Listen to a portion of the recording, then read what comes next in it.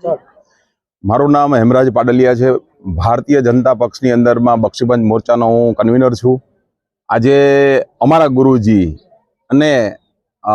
અખિલ ભારતીય સંત સમિતિની અંદરમાં લેવામાં આવ્યા, એની વરણી થવામાં આવી અને બોટાદ જિલ્લાના અધ્યક્ષ સ્થાને તેની વરણી થઈ એ બદલ સમગ્ર અમારા જે સેવક ભાઈઓ છે એ ખૂબ આનંદથી આજે ઝૂમી ઉઠ્યા અને બાપુના આજે શુભેચ્છા દેવા માટે બધા સમગ્ર ગામે ગામથી આજે બધા પધાર્યા સેવકો। અને બાપુ જ્યારે આ પદવી ઉપર આવ્યા છે ત્યારે ખૂબ ખૂબ અભિનંદન બધા આપે છે અને એના માટે લાગણી ધરાવે છે કે બાપુમાં જે શક્તિ છે એ બાપુની શક્તિ હવે ભારત વર્ષને મળશે એવી અમે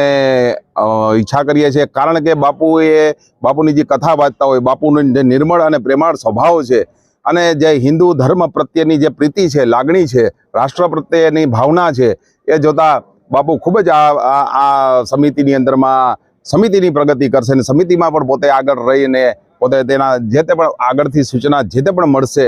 એ સૂચનાને અમલવારી કરી અને એ તે પણ કાર્યક્રમો બધા કરશે અને એની અંદરમાં સમગ્ર ભક્તજનો અમે સાથે રહીશું।